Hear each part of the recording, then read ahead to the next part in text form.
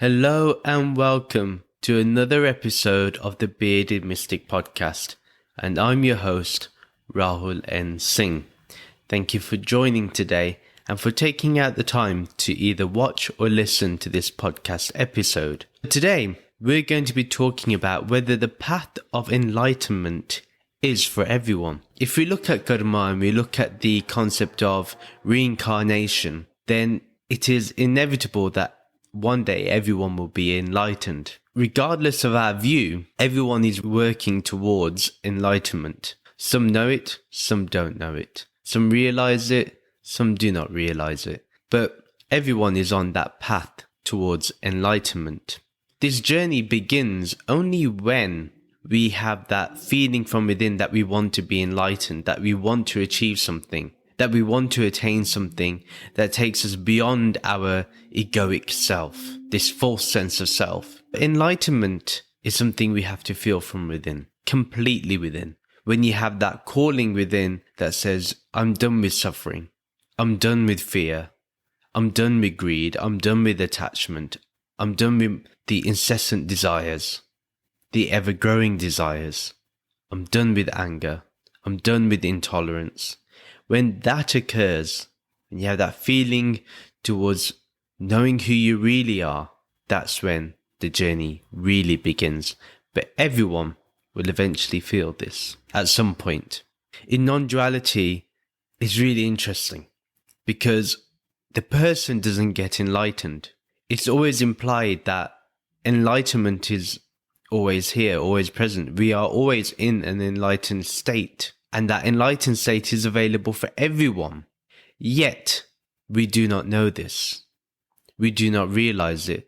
So the differentiation here is we do not realize that we are enlightened. We feel that we are bounded by our ignorance. We're bounded by our mind, by our body, and therefore that stops any real growth towards enlightenment. But enlightenment is always here and it's always present. It's always now. Its availability is continuous, it's eternal. Yet, at the same time, we have to understand that the person may not be the one that gets enlightened, but it is a realization, it is a journey towards that realization that enlightenment is already here. That I don't need to do anything special to become enlightened when one realizes that one is enlightened. Until then, efforts have to be made. There is so much growth of the ego. There is a continuous grab of the ego. There's a continuous hold from the ego. Enlightenment always seems to be a little bit distant. And that's why it's really important to understand that in non-duality, it's not the person that gets enlightened. Enlightenment is a state of Brahman. It's always here, always present. We're all human. We have a mind. Regardless of if you're enlightened or not, everyone has a mind, everyone has a body that ages, a body that does every process that is required from the body, regardless of how enlightened you are. It has a mind. This mind becomes whatever it thinks it is. So if this mind believes that it is this body, then everything that is attached to this body then influences the mind. For example, we will have desires because the body desires something. The body has attachments because it's attached to people and to things. It has conditioning, so whatever it has learnt in the past, it then uses that to conduct its action in the future. It has habits that it cannot explain because they've been conditioned in a certain way. And then because of that, some people feel a spiritual calling, some don't. It just depends on how our mind sees things. If our mind wants to know more, it will go towards it. But if our mind is stuck and feels established and feels happy within the incessant desires, the incessant thoughts, the incessant attachments, the continuous evolving of conditioning, where we're unable to see the clarity of the mind, that is basically what the mind will show.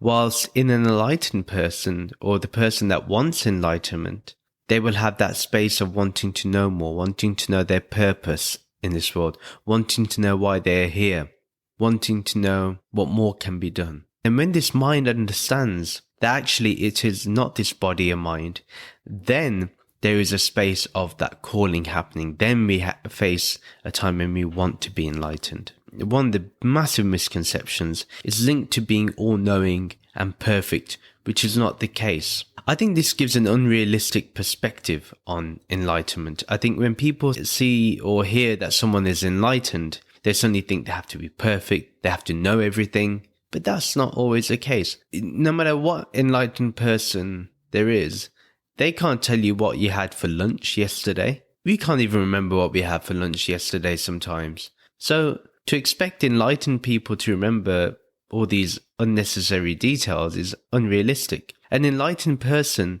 is not all-knowing, and is definitely not perfect. There may be residue from their conditioning, residue from their attachments. We have to become very realistic about enlightenment. If we have this preconceived notion of enlightenment, then nobody will be enlightened in this world. Nobody. Now let's have a look into why enlightenment is not for everyone. Taking a deep look within ourselves is not really everyone's cup of tea. Not everyone wants to look within. Not everyone desires to look within. People fear to look within because they don't know what they will discover about themselves that they don't like. They may feel happy about being the way they are.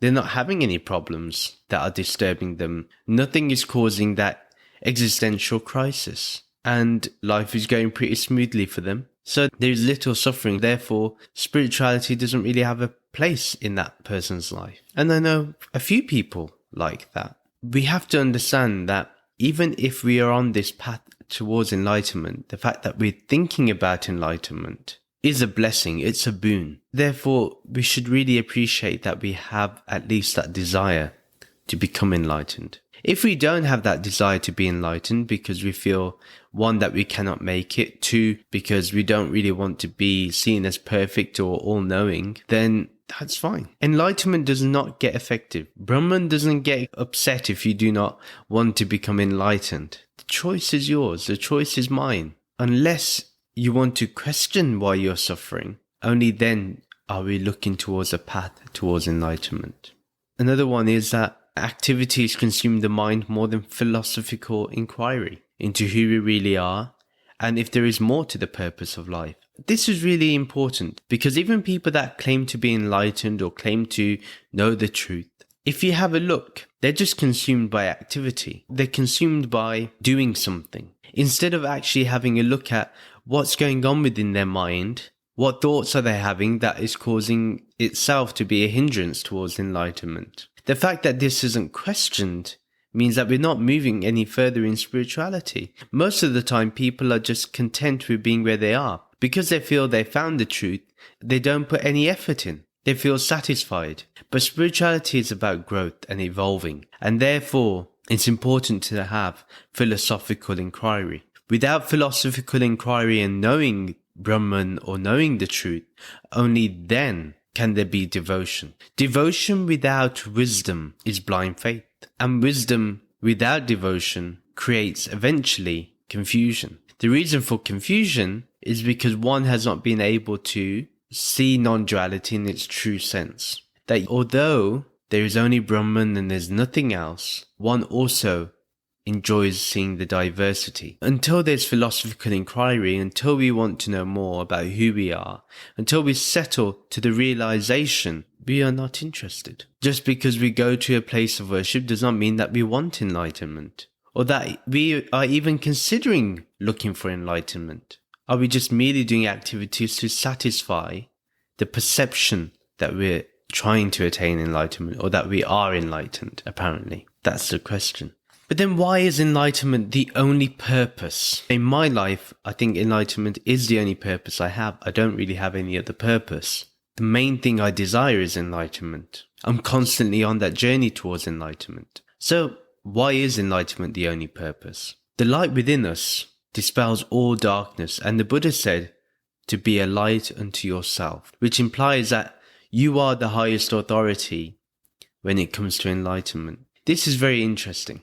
Be a light unto yourself. No matter what somebody says to you, no matter what method they may tell you, Until you find your method that works for you, until you find the answer that works for you, you will not attain enlightenment. Nobody will attain enlightenment. I cannot attain enlightenment. It's very important that one uses oneself as an authority. If something worked for the Buddha, that's great for the Buddha, but is it working for you? We need to analyze our spirituality into what works for us. Gyan, through knowledge, through wisdom, through intellectual inquiry. That for me is my journey towards enlightenment. That makes sense to me. That is my method. So we have to become the highest authority. We have to look at what works for us.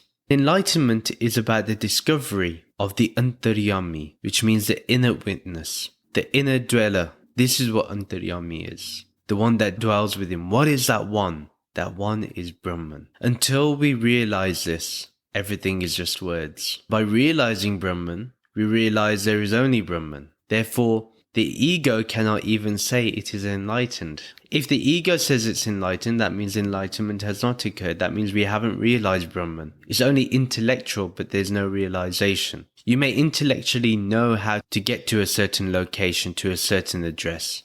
But until you go there, until you go on that path, on that road, only then it occurs. Only then you get to the destination. It's about realizing what has always been within. What has always been the Antaryami. And if one believes in karma, then we know that it is our karma that will create the purpose of attaining enlightenment. Also, we have to work out our karma. If we have hurt other people in the past, we have to do something about it. If we cause harm in any way, we have to do something about it. Do we need to ask for forgiveness? Then we'll do it. An enlightened person doesn't have the ego in which they cannot apologize. Even if they are partly at fault, they will still apologize. That is a sign of an enlightened being. Why? Because they look to create harmony. It is better to create harmony than to have conflict. Enlightenment is about a life, a mind without any conflict. Meeting a master, it may inspire the desire to become enlightened. It may start that journey towards enlightenment because we recognize that person is divine.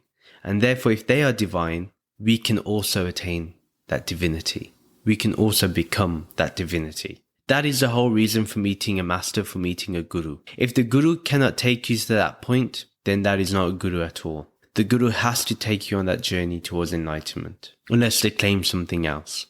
But if they claim they can make you enlightened, then they have to ensure that you have all the tools necessary. The great thing about the master is that they know the pitfalls, they know where you can fall, they know when you can get distracted. They can help you because they have walked that path. So meeting a master will definitely inspire us because we would like to be like them. We see the benefits of enlightenment through them. Enlightenment has to be your ultimate desire. It has to be your everything. Whatever time you have, you do it for the pursuit of enlightenment. Even though you know by listening to this, enlightenment doesn't happen to the person. So the question is, why should I even have it as a desire? The thing is, we know if we are enlightened or not. We know if we're still in the clutch of the ego. We know if we're still in the clutch of desire, of attachment, of greed, of anger, of lust. Therefore, we have to do something about that. It has to become the ultimate desire. We have to divert our mind from all the vices, all the distractions, and bring it back to the pursuit of enlightenment. Although the pursuit implies a future date or a future moment, but really it is all here and now. I'd like to share a story with you. A hermit was meditating by a river when a young man interrupted him. "Master, I wish to become your disciple," said the man. "Why?" replied the hermit. The young man thought for a moment. "Because I want to be enlightened." The master jumped up, grabbed him by the scruff of his neck, dragged him into the river, and plunged his head under the water. After holding him there for a minute, with him kicking and struggling to free himself, the master finally pulled him out of the river. The young man coughed up water and gasped to get his breath. When he eventually quietened down, the master spoke. "Tell me, what did you want most of all when you were underwater?" Air, answered the man. Very well, said the master. Go home and come back to me when you want enlightenment as much as you wanted air. This has to be our desire for enlightenment. Like that man gasping for air while he was plunged under the water. We have to ask ourselves, do we want enlightenment just as much? Have we had that desire? Until we've had that desire, we are not going to go towards enlightenment. We're not going to work towards it. It has to be so intense that that is the only thing that we want. The only thing that we need. That is why we want enlightenment. Because we see that it brings clarity, it brings self-realization, it brings God-realization, it brings in Brahman as our awareness, as our consciousness. To recap this episode, enlightenment is available to everyone, but depends on your desire. Some are content with what they have, and the question of meaning hasn't come up for them. Distraction of the world doesn't bring our focus to our inner self. Enlightenment is a journey of removing suffering. Enlightenment is a journey towards happiness and bliss and joy. At the same time, enlightenment is not a quick fix for the incessant nature of the mind. With the right method, we can transcend the mind. Even if it takes time, even if it's gradual, enlightenment will be that stable force. It will be stable and still. It will be your foundation. It cannot be moved. That's how powerful enlightenment can be if we desire that as our only everything. I just wanted to let you know that the Patreon page is set up. Please sign up to it. The reason why I set this up is because I do need support. This podcast does have running costs, and on top of that, I can tell you my laptop is really struggling right now with the amount of work I do in terms of the podcast. So I do need more equipment. I do need to upgrade. By signing up to Patreon, you are helping me do that. You can also donate on my blog. Every Sunday from August 29th, we will be having podcast episodes that are dedicated to a scripture or a religious or spiritual text. And the first one we're starting with is the Bhagavad Gita. And once we're done with the Bhagavad Gita, it will be the Upanishads. Thank you for listening to this episode of the Bearded Mystic podcast.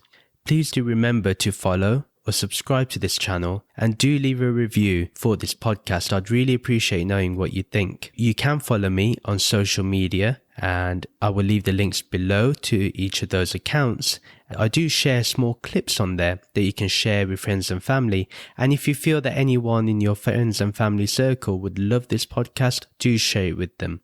Do remember, a new episode is uploaded every Sunday and Thursday. Until next time, take care.